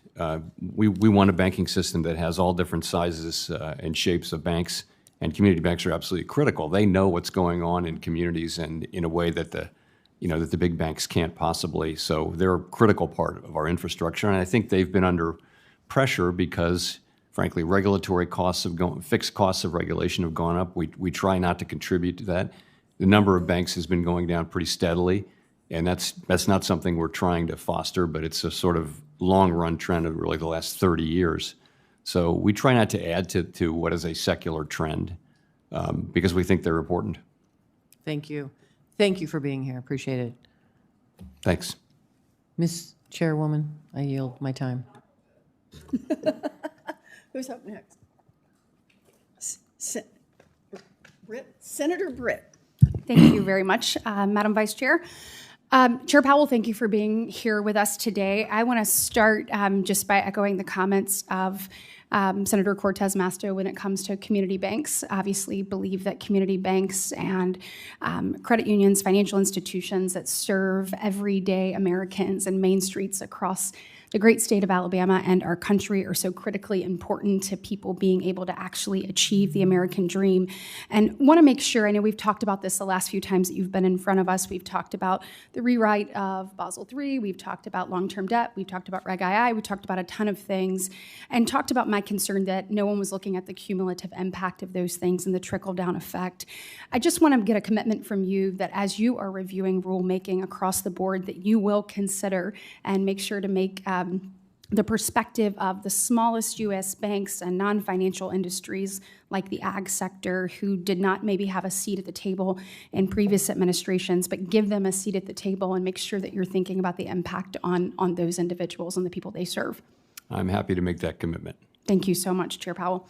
I also want to talk to you about an issue that has been brought up briefly today by another colleague of mine, but that is about childcare. So when we look at the childcare crisis in this country, we know that our economy loses about $122 billion a year because of affordability and accessibility, reliability, if you will, of childcare. It is said that anyone who has a child between the ages 0 and 5 actually spends 22% of their income on childcare. We have done the studies and looked at the numbers, and 59% of stay-at-home and or part-time working parents say that they would like to re-enter the workforce, but that affordability or accessibility is an impediment to do that. As we are looking to build back America, as we are looking to create opportunity and bring those things into fruition, would you agree that taking a look and being able to address, not asking you to comment on any specific proposal, but addressing some of the shortfalls related to accessibility and affordability of childcare would have a positive long-term impact on the economy? So I think there's quite a bit of research showing exactly that, and we really saw it during the pandemic. As I think you know and pointed out, it's not an issue that we play a role on, but clearly it would contribute. Childcare would contribute to participation in the labor force by many. Absolutely, and as Alabama looks, we look at our labor participation rate. It is 5 points lower than the national average. We continue to look to ways to get people re-engaged in the workforce and know that addressing this head on will help us be able to achieve that. So thank you so much, Chair Powell. I look forward to continuing to work to get that done. So there has been some angst vocalized about the reconciliation bill and the president's trade policies. And from my perspective, much of that skepticism is both unfair and premature. Market resiliency and recent economic data actually continues to reflect confidence in the U.S. economy. Look at the recent Treasury auction, which was notably successful and saw stronger than expected demands for 30-year bonds and stable, even slightly declining yields. To me, this demonstrates that investors still view the U.S. debt as an attractive asset, regardless of the ongoing policy discussions and debates and forging a pathway forward. And those fundamentals of the economy, actually remain quite strong. Chair Powell, would you agree that the components of our economy actually remain quite strong? And how does the Fed consider this type of strong auction performance in the context of your market expectations and monetary policy discussions? So, as you point out, the Treasury market is working fine just now. Liquidity is adequate, and bond prices are responding to economic events, and so bond market's in good shape. In terms of the strength of the economy, I would strongly agree. The labor market's in a solid place. The economy's growing.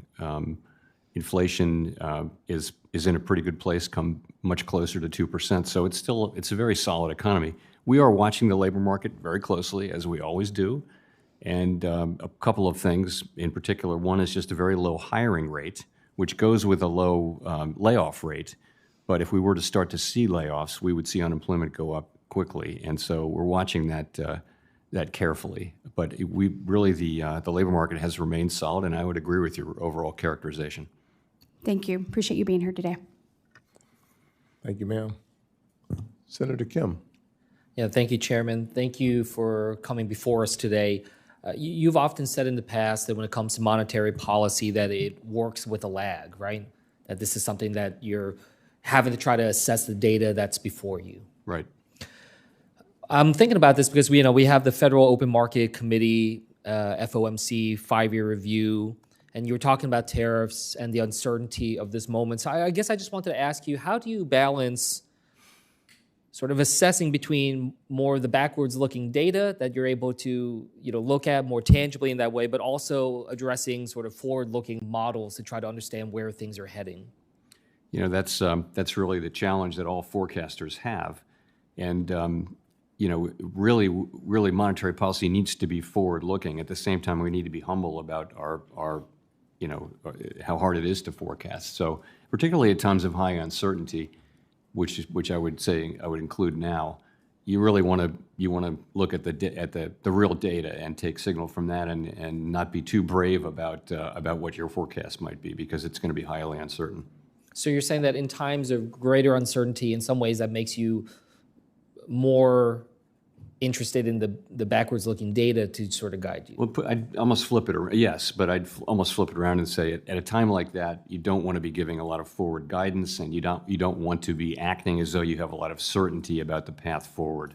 It makes sense to move more slowly in most situations where there's more uncertainty. There are situations where it would not make sense to move slowly, but in most cases, you'd want to move more slowly. Yeah, it's that's uncertain. interesting. I mean, I talked to some of my constituents back home. There's this one conversation I always had, that has really stuck with me, where, a woman was telling me that, there's so much uncertainty right now in the world and certainly in her life that she says it's hard for her to even breathe sometimes. She just feels this kind of weight upon her chest. And I've thought about that a lot because I try to think through what can we do to try to alleviate that concern, alleviate that anxiety for people. But you can see it. I mean, right now, whether it's about what's unfolding in the Middle East and the fragility of what comes next. When I look at this reconciliation bill before us in the Senate, I do worry not just about the deficit, as some of my colleagues have mentioned, but about the potential of significant job loss that we're seeing, whether in the healthcare industry, whether in the energy industries. And certainly when it comes to tariffs, as you said, trying to think through what comes next in terms of whether deals are struck and at what levels. Are you taking into account that by sort of an issue-based level, or are you looking at sort of the global instability in terms of the different crises that are out there? Is that factoring into how you're thinking about when we're talking about legislation here? I know you're not going to go into the policy per se, but if there's a potential for significant job disruption, is that something that you're looking into as you're forecasting? Yes. We obviously pay great attention to global events and in an effort to understand what's going on in the economy globally, because that does matter for our economy. So we pay close attention to all of those things and track them.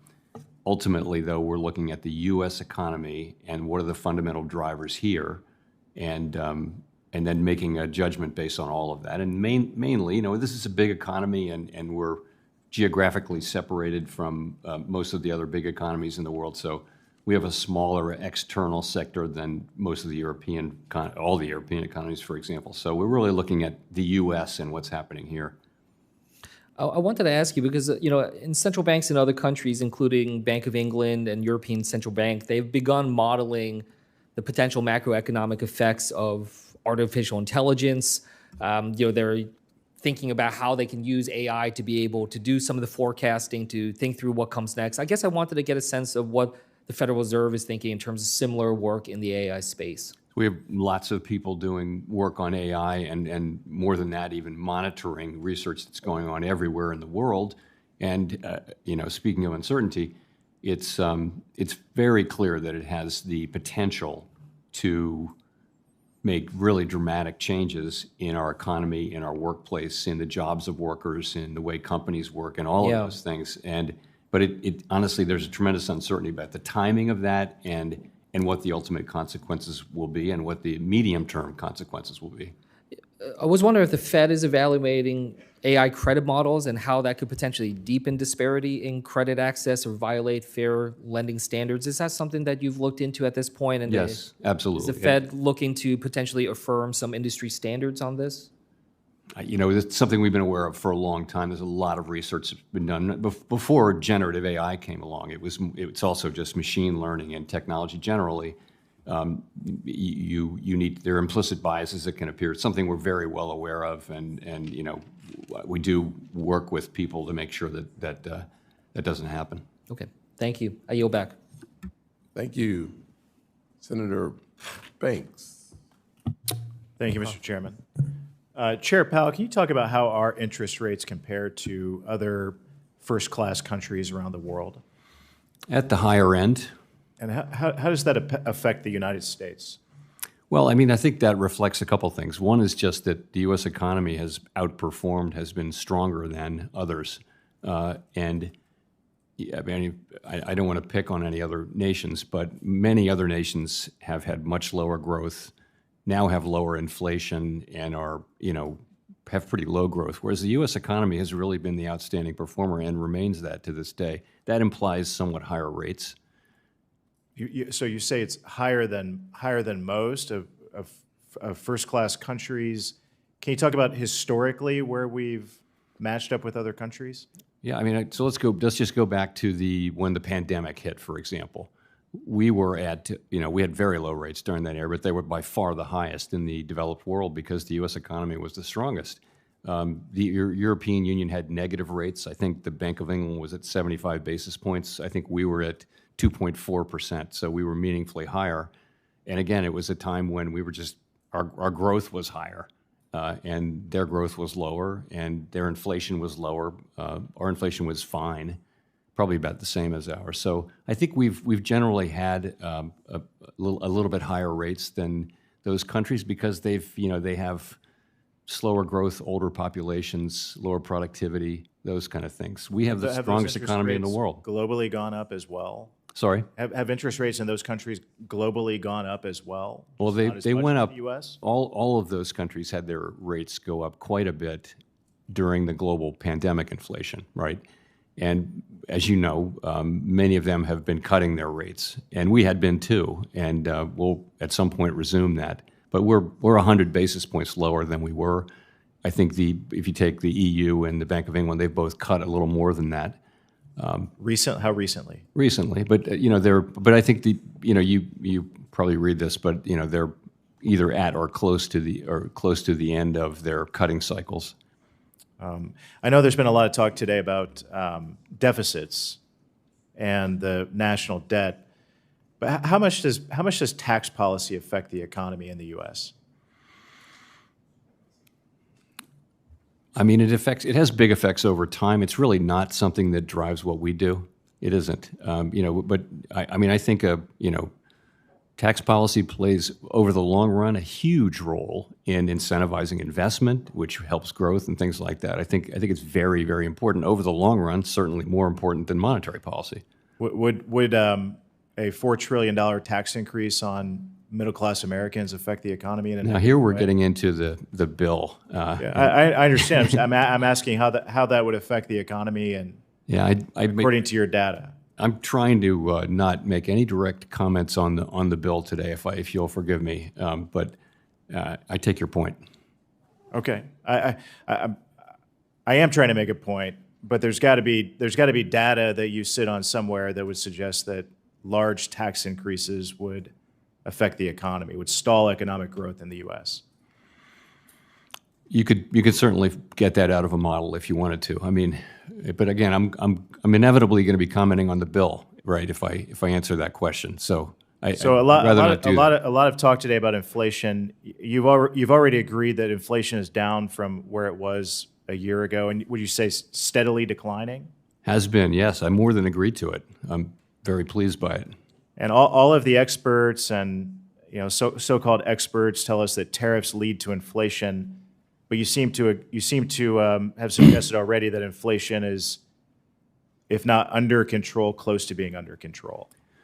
So inflation's in a really good place. It is definitely in a good place, and we have a forecast, and so does, by the way, every other brand name forecaster in the country, which is very similar to ours, that there will be some inflation from tariffs coming, not yet, but over the course of the coming months. And I think it's reasonable to expect that because someone has to pay. This is hundreds of billions of dollars of tariffs we're taking in.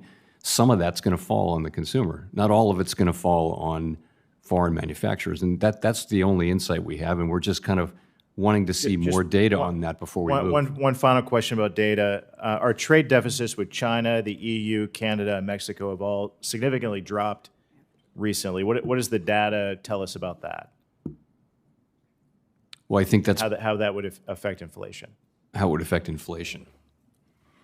I don't know that it has implications for inflation, but it obviously reflects the tariffs. I think recently you've seen Chinese imports come down quite a bit. Thank you. I yield back. Thanks.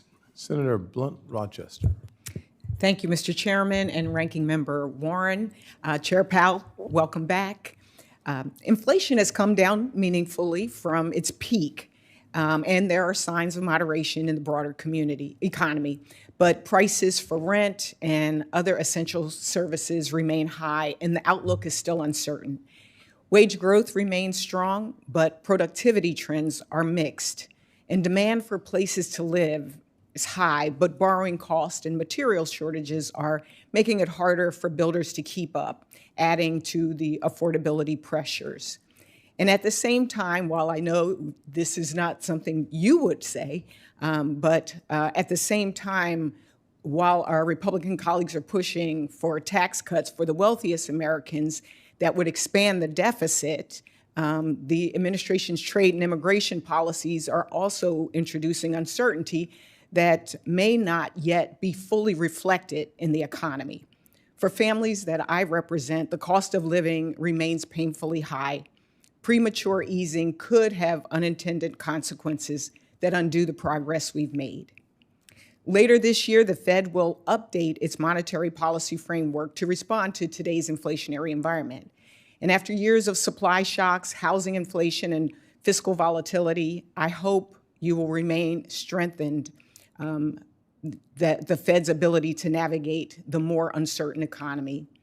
And as you undertake this update, can you talk about how you're adapting the framework to these realities while preserving the Fed's commitment to full employment? I'd be glad to. So we made changes in the year 2020 to our framework, and those were meant to take on board the special issues that a central bank faces during the era of extremely low interest rates, where rates were never very far from zero. In fact, we just barely got away from zero when we had to cut back to zero. And the feeling was very much that if we had any kind of a shock, we'd be back at zero for years on end again. And that's really not a good thing, because the economy can become very stagnant. So what's happened since then, the big thing is interest rates are back to much more normal levels historically. So our policy rate at 4.3% actually doesn't feel like it's particularly restrictive. So it's, in other words, rates have moved way back up. That means that the effective lower bound is less of a problem. It means that the changes we made in 2020 are less relevant. They're not completely irrelevant. So we're making modifications, which we'll be discussing inside of our committee now in the next meeting and in the next meeting, that will return the forecast more to what it was before the 2020 cycle. I know we had a chance to talk in the past about my focus on jobs and the economy and labor. And I want to follow up on Senator Kim's questioning, where the focus on the changing technology landscape and with artificial intelligence, generative AI, and just its impact on the economy and labor market. How would you describe AI's impact on the economy so far, and how is the Fed measuring it? The effects of AI are probably not great at this time, generative AI, and the question is how great will they be, and how big will they be, and how quickly will that happen? And anyone who's been exposed to what AI is capable of has to be pretty stunned by what it's capable of. And this is even the early days too. What the experts tell us is that in 2 years these things that you're doing, that'll be nothing compared to what we can do in 2 years. So I think it has enormous capabilities to make really significant changes in the economy and the labor force. And it can either augment people's productivity, or it can replace people, or it can do a little bit of both. Right. But it's going to be something. You preempted my question, actually. I saw a recent article, and a CEO of an AI company actually said AI could, quote, wipe out half of all entry-level white-collar jobs and spike unemployment to 10 or 20%. And I think he said in like a matter of a year or two. Do you think this is a reasonable perspective, and how would AI-driven productivity gains or worker displacement affect how the Fed defines full employment? I don't know whether that's, I'm not the person to say how quickly that will happen. What's happened before with technology is it just seems to take a long time to be implemented. There's the technology, what it's capable of, and there's what it actually does when implemented. That last phase has tended to take longer than people expect. Will it happen with AI? It probably will, but in terms of maximum employment, the Fed doesn't have the tools to really address the social issues and labor market issues that will arise from this.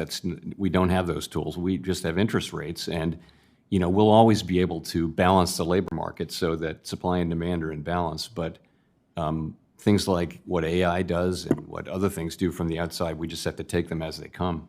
Thank you. Thank you. I yield back. Yes, ma'am. Senator Tillis.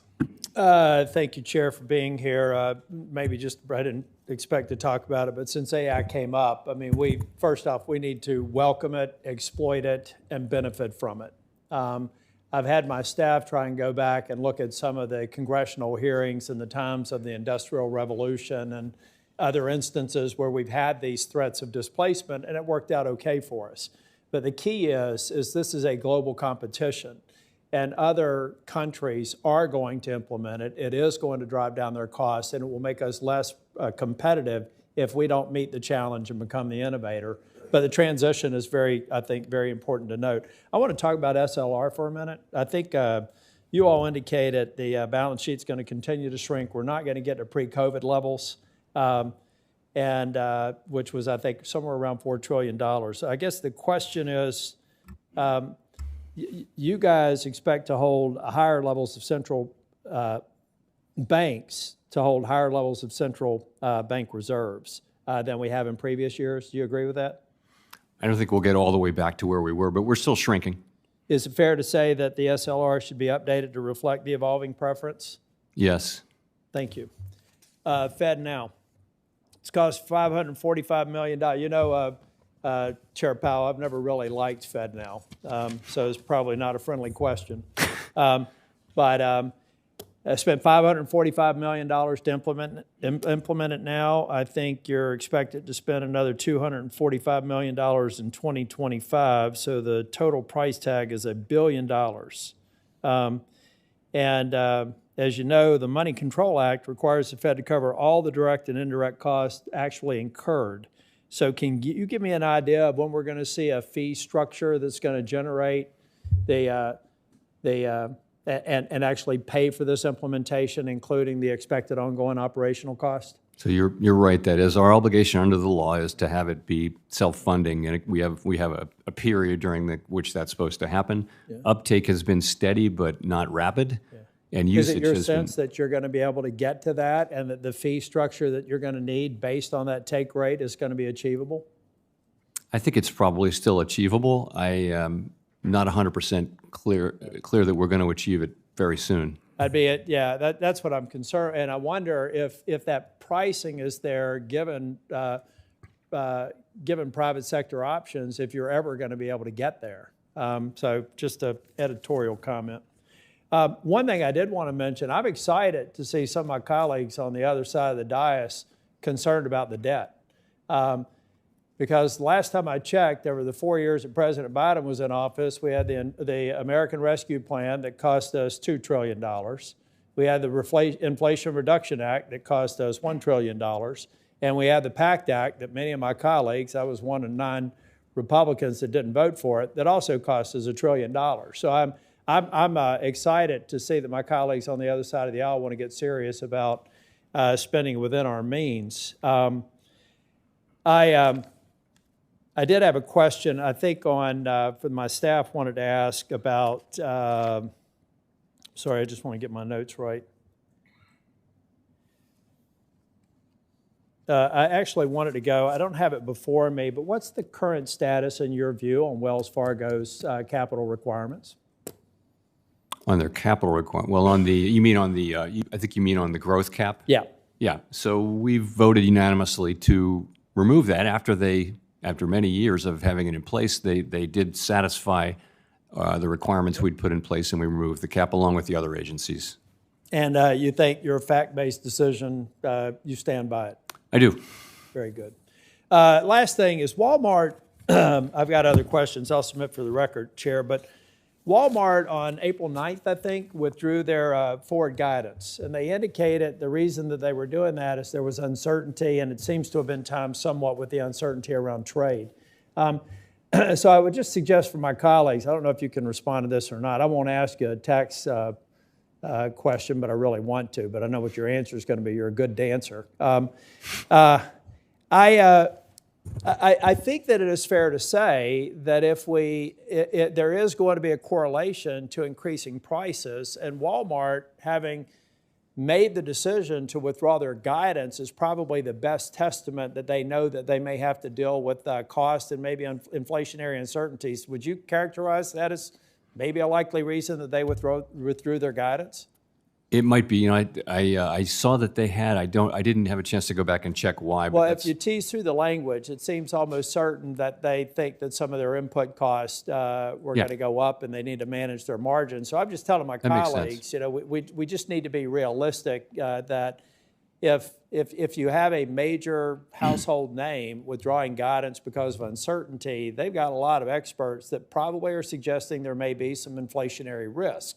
We haven't realized it yet, but I think we all need to keep our eyes open and not look past it so that we can manage it if it comes to pass. I don't think that there should be a problem with that. Thank you. Now, the last thing that I just want to mention is that you can't respond to this, but I will tell you, if the Democrats succeed in preventing us from avoiding the biggest tax hike in the history of this country, it is going to cause great damage to the people who can least afford it. You don't get to respond to this one, but folks. Senator also Brooks is next. Oh, I'm sorry. I didn't realize she was here. Yes. I'm sorry. We were allowing but him we to need to stall open till you that. got We need here. to be open. We need to understand that you will have something to fix if we fail to continue the tax cuts. Thank you, sir. Senator also Brooks. Thank you so much. First to Chair Scott and Ranking Member Warren, thank you so much for hosting today's hearing. We thank you also, Chairman Powell, for your tremendous service to our country. I very much enjoyed the meeting that we had earlier this year and look forward to working with you.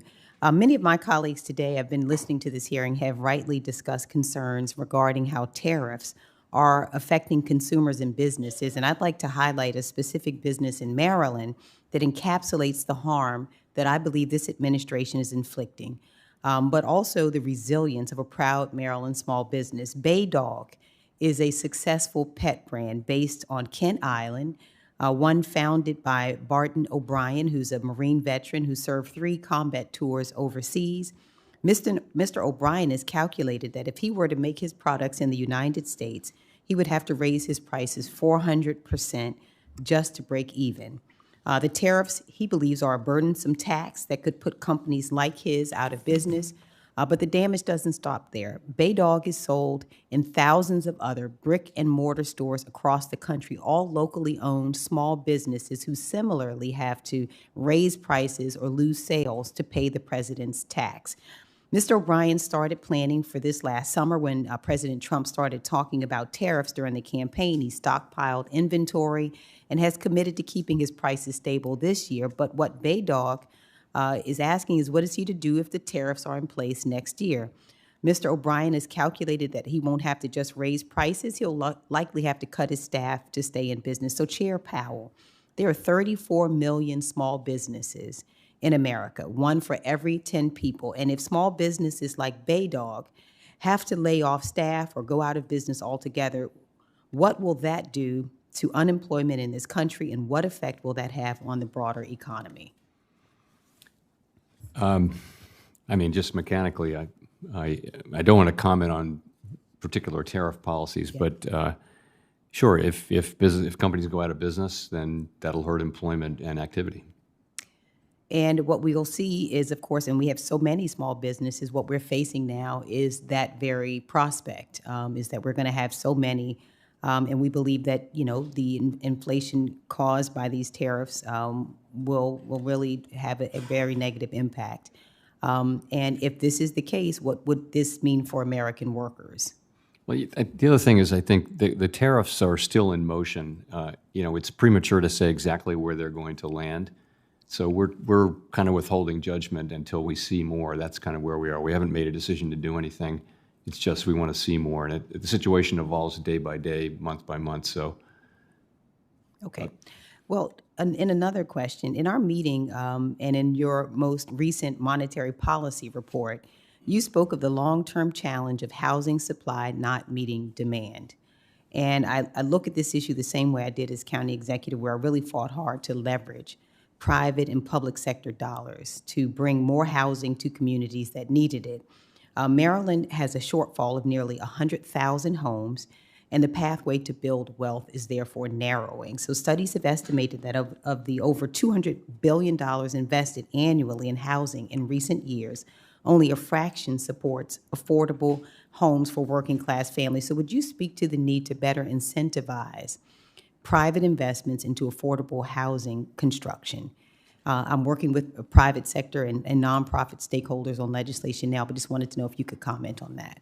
So I would say this: interest rates are slightly restrictive at this point, modestly restrictive, and that is weighing on economic activity in the housing market sector. But you're really talking about a different problem. It's not one that the Fed can really address, and that is we have a longer run housing shortage. So many other advanced economy countries have this too, and it's not our tool. Our tools don't really work to affect that. It's really elected people, and you saw this as county executive. It's things that the legislature can do that can really address that. Not us. It's not about interest rates. All right. Well, now I understand one other issue. The Fed is evaluating the leverage ratio rules regarding the amount of capital required to be held by banks to withstand unforeseen risks. And I'm hoping you can then provide some insight as to what potential changes this framework are meant to achieve. On the other hand, I understand that access to capital is paramount, particularly for communities I represent. So, and I understand concerns that a change in these requirements could affect the resilience of the banking sector. Though I know you cannot speak to the specifics of the coming proposal, would you share some insights into what problem the proposed rulemaking is meant to solve, and are you concerned that it could lead to a deterioration of resilience of the banking sector? I'd be glad to. So the idea behind it is that we want risk-based capital to be the binding capital requirement, because we want the binding capital requirement to be, we want banks to be sensitive to the risks that they're taking. If the leverage ratio is not risk sensitive, it treats every asset as equally risky. So if that's binding, then that interferes with banks' incentives to manage their risks and actually discourages banks from taking on relatively low-risk activity. So we've always, at the Fed, wanted the risk-based capital to be the binding one and the leverage ratio to be the backstop. And so that's this proposal that we have that we're going to be meeting on in a couple of hours puts out for comment a proposal to restore the the backstop characteristics of the leverage ratio. We think it should make it will not in any way diminish the safety and soundness of the financial system, and it will allow for banks to undertake lower risk. Thanks. Thank you so much. Thank you, Mr. Chair. Yes, ma'am. Thank you. For senators who wish to submit questions for the hearing record, those questions are due 1 week from today, Wednesday, July 2nd. Chairman Powell, you have 45 days from that day to submit your responses to questions for the record. Thank you for being here. This committee is adjourned. Thank you.